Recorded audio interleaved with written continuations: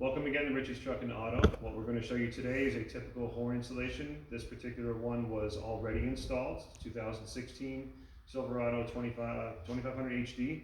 It had the horn system installed at a place somewhere down in southern Georgia. Truck is now up here. We are correcting and basically took the system out and are reinstalling it, so I thought this was a great time or perfect opportunity to show a walkthrough on how a typical horn setup is done.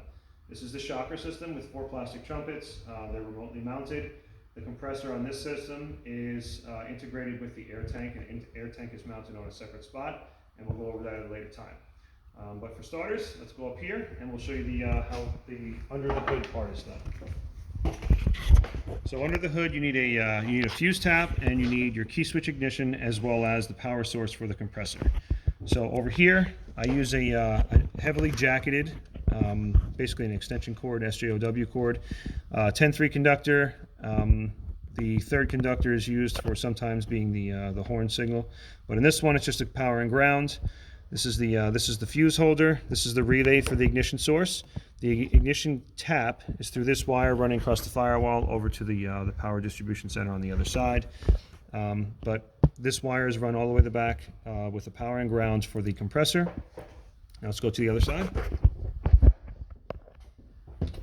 Over here at the power distribution center where the fuses and relays are located, the ignition tap and the horn tap are both located under this box. There's a fuse flag in there that we utilize on GMs every time. Basically, they have a fuse in here for the horn signal. I believe it's a 10 amp or so. We just put a flag in there that you can get through any online source, even Amazon. And it gives you a proper and reliable horn signal as well as an ignition signal. I think ignition on these trucks is through ignition accessory. Both those taps are out of here. One goes across to the relay on the opposite side. And here is the ground for the horn signal. That is run onto the inside here through this gasket on the firewall into a breakout switch, and then comes back out. So let's show the inside. On the inside of this vehicle, we mounted the horn switch here. Down position is off, up position is on, and what that means is the factory horn is always integrated by law, so it always has to work. You never cut it out of the system. When it's in the down position, regular horn works. In the up position, the train horn works. So we'll put it back down. The ignition signal, so when you turn the key on, you can hear the compressor running. It's actually not on at this particular moment, that's the fuel pump. But the compressor normally comes on when it falls below a certain pressure level. It is fully up to the max pressure right now, which I think is like 150 or so on the setup. We'll go to the other side and show what the underside looks like.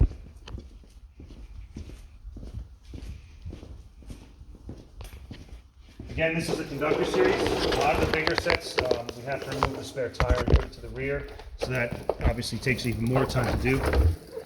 This setup here has the compressor is on top of the tank. This is our power source and a ground with the key switch source, of course. Compressor is on top of this tank. Tank is mounted to the frame. The air source comes off the back, runs all the way across the chassis over to here. There is a fast pump here. This is not involved with the horn in any way. This is the fuel system. You have the 4 feeds here. On this system, being the shocker, you have 4 trumpets. They vary in size from large to small. This is the solenoid. From the front, the horn signal comes back here. One is the power, one is the ground. It is not polarity sensitive, so that's why there's no color difference here. This is our air inlet from the compressor on the other side of the truck. Obviously, the line is run up, across, and over. Done very neatly as we do it. This is redone. This is not the way this truck had it originally set up. We used the board tank that the horns were originally mounted to just to save some time, and it was done pretty neatly, just wasn't right here. We changed it, remounted it, reworked it, so it's much more reliable and now actually works as designed. Before it was leaking, it was on and off, it wouldn't work, and now it's done properly. So as you can surmise, there's quite a bit of work here. This usually takes at least 8 hours to start. Let's go back outside so we're not upside down.